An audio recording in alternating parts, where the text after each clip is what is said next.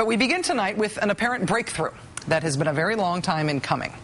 In Bill Clinton's 1992 presidential campaign, he promised that he would repeal the ban on gay people serving in the United States military.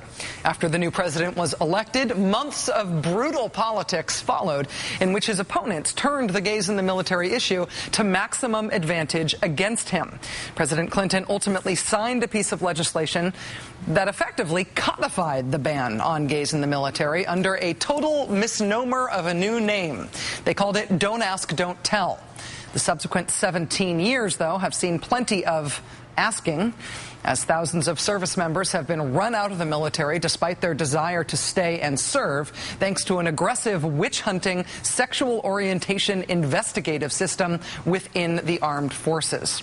Since Don't Ask, Don't Tell was put into effect, it has resulted in more than 14,000 people who are ready and able to serve being fired from our military. Many of them have been unwilling to go quietly.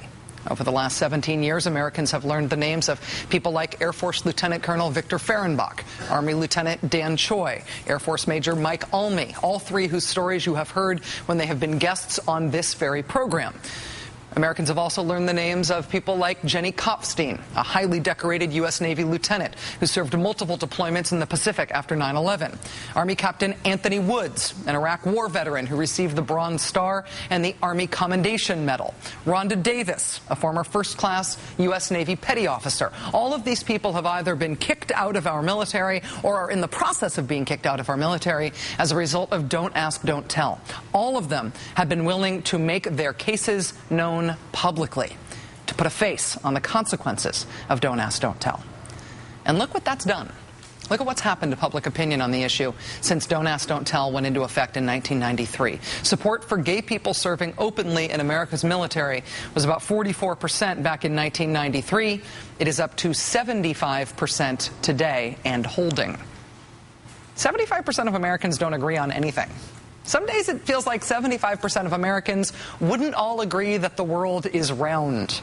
But 75% of Americans agree that Don't Ask, Don't Tell is dumb, that gay people should be allowed to serve openly in the U.S. military. 17 years down the road, in this rather different public opinion climate now, a new Democratic president has promised again that gay people will be allowed to serve openly in our military. And despite all that's changed over the past 17 years, again, this Democratic president is facing political opponents who are determined to turn this issue to maximum advantage against him.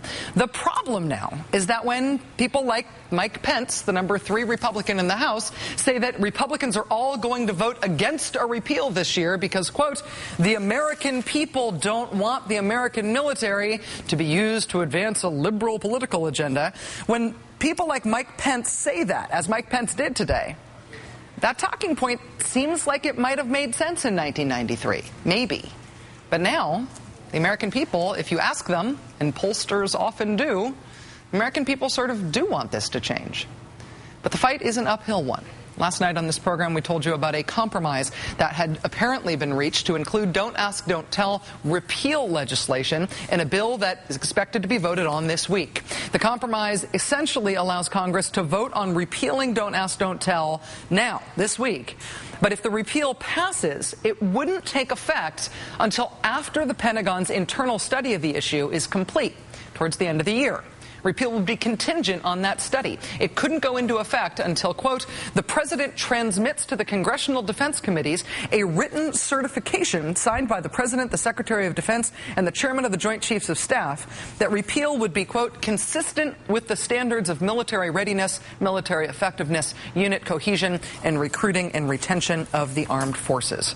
This compromise was crafted by Senator Carl Levin of Michigan, Senator Joe Lieberman of Connecticut, and Congressman Patrick Murphy of Pennsylvania. Their ability to get the White House to endorse this strategy is a big step toward getting Don't Ask, Don't Tell repealed this year. Another big step came from the Pentagon today, from Defense Secretary Robert Gates. Until today, Secretary Gates had been adamant that Congress should not repeal Don't Ask, Don't Tell until after the military finished that review of how to repeal it. Well, today, Bob Gates said he accepts this proposed compromise amendment to vote on repeal now, but to hold implementation until after the study of how to repeal Don't Ask, Don't Tell is completed, which is expected to be done in December. The plan at this hour now is for both the House and the Senate to vote on a repeal amendment later this week, perhaps as early as Thursday. Today, Congressman Murphy of Pennsylvania, himself an Iraq War veteran, officially introduced the repeal amendment in the House as part of the Defense Authorization Bill. The magic number you need to pass something through the House is 217. Patrick Murphy will need to find those 217 if the House is going to vote to end Don't Ask, Don't Tell. Will any Republicans be part of that 217? Well, Republican leadership aides confirmed to NBC News today that House Republicans say they will not only vote against the amendment to repeal Don't Ask, Don't Tell, they will vote against the entire defense authorization bill if it contains the Don't Ask, Don't Tell amendment. In other words, they will vote to defund the Pentagon if that's what it takes to stop gay people from serving openly in the military. Rather, no military at all than one that doesn't witch hunt for the gay. The prospect of repealing Don't Ask, Don't Tell has always been an uphill climb. But for those who would like to see it happen this year, finally, they may take some comfort from the fact that the climbing at least appears to have begun. Joining us now is Democratic Congressman Patrick Murphy of Pennsylvania. He is an Iraq War veteran. He introduced his amendment to repeal Don't Ask, Don't Tell today. Congressman Murphy, it's nice to see you again. Thank you for coming back on the show.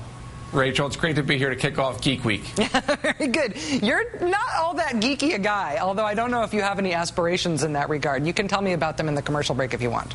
That sounds good. Right. We've talked to you a number of times on this show. You've been a leading voice on this issue. What happens next year? What do you think is going to happen this week? Well, Rachel, today I offered my amendment, the Murphy Amendment, which would literally dismantle Don't Ask, Don't Tell. And it does it by, when we pass it and attach it to the National Defense Authorization Act, it does say the two things that need to happen, as you said. One, it is very respectful for the Pentagon and a Pentagon study of not if we should repeal Don't Ask, Don't Tell, but how we're going to repeal Don't Ask, Don't Tell. So it's going to repeal it, and it's going to go into effect after the study, and then also after it's certified by the President, the Chairman of Joint Chiefs of Staff, and the Secretary of Defense, all three of which, I'd like to add, have been in favor of repeal of Don't Ask, Don't Tell. Now, Secretary Gates had been pretty adamant with Congress that he did not want repeal to move forward until after that study was complete. He's now saying that he supports the Murphy Amendment. He now supports this approach. But he keeps saying things like, ideally, you guys would still be waiting. Ideally, Congress wouldn't be doing this right now. But given that Congress wants to go ahead, I can support this language. Are you at all concerned about those sort of reluctant word choices that you're getting from him?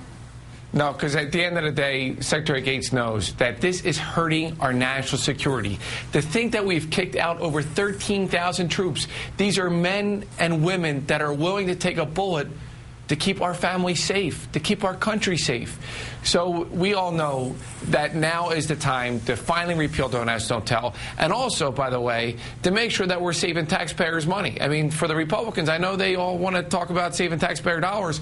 This program, this Don't Ask, Don't Tell policy has cost the American taxpayer $1.3 billion. It's wrong, and we need to change it. Now, Republicans are saying that they are so against repealing Don't Ask, Don't Tell that they are prepared to vote against funding the Pentagon in order to stop repeal from happening. When you have said that you think you have the votes in the House to pass this amendment to repeal Don't Ask, Don't Tell, are you counting any Republican votes in that in your vote count?